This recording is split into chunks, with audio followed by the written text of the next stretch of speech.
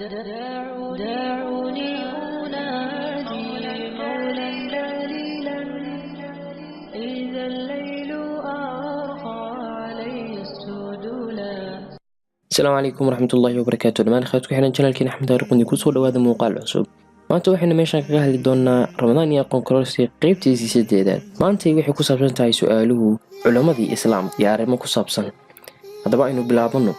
su'aasha koowaad, yaa lagu yeeri jiray imaamu ahli sunna? yaa lagu yeeri jiray imaamu ahli sunna? jawaabta koowaad imaamu Maalik, jawaabta labaad imaamu Shaafici, jawaabta saddexaad imaamu Axmed, jawaabta afaraad imaamu Nawawi. ما أحلك يا رمضان. أنا دايما بستنى على قلبي ما أغلى يا رب بلغنا طول ريحته طلت رمضان ده حياتي. jawaabta saxda ah waa imaamu Axmed, waa imaamu ahli sunna wal jamaa. su'aasha labaad, madhabkee ugu horeeyay afarta madhab ee la yaqaan? jawaabta koowaad madhabu imaamu Maalik, jawaabta labaad madhabu imaamu Abi Xaniifa, jawaabta saddexaad madhabu imaamu Shaafici, jawaabta afaraad madhabu imaamu Axmed. رمضان ده حياتي حلى أوقاتي يا رب صلاتي تقبلها طول ما أحلى حجابي جمل أوقاتي. jawaabta saxda ah waa madhabu Abi Xaniifa. waxay kala horeeyeen siday u kala horeeyeen oo u kala weynaayeen. imaamu Xaniifa waxa uu ahaa taabici, sidaas darteed waxaa ku xigay imaamu Maalik oo ahaa taabici, waxaa ku sii xigay imaamu Shaafici, kadibna waxa ugu dambeeyay imaamu Axmed.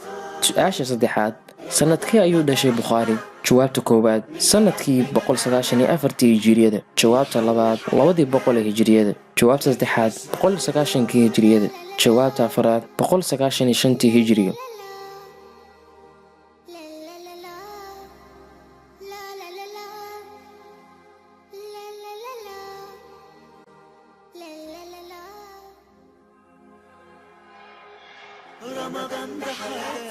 jawaabta saxda ah waa sanadii 1994 hijriga, waxa uuna dhintay 256 hijriga. su'aasha afaraad, meeqa sano jir ayuu ahaa imaamu Shaafici markii uu bilaabay inuu u safro cilmiga? jawaabta koowaad ku dhawaad 10 sano jir, jawaabta labaad ku dhawaad 15 sano jir, jawaabta saddexaad ku dhawaad 20 sano jir, jawaabta afaraad ku dhawaad 5 sano jir.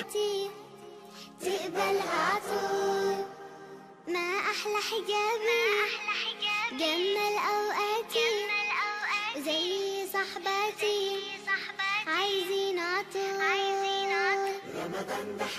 jawaabta saxda ah waa 10 sano jir. 10 sano ayuu jiray.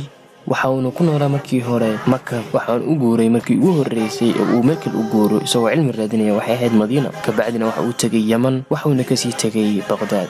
su'aasha shanaad, yaa horeeyay imaamu Bukhari iyo imaamu Muslim dhalasho iyo dhimashaba? jawaabta koowaad imaamu Bukhari, jawaabta labaad imaamu Muslim.